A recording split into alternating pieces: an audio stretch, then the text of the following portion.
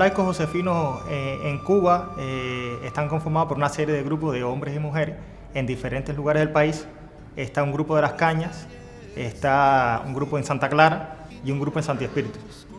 De hecho, todos conformamos la familia josefina y compartimos una misma espiritualidad desde nuestra cotidianidad.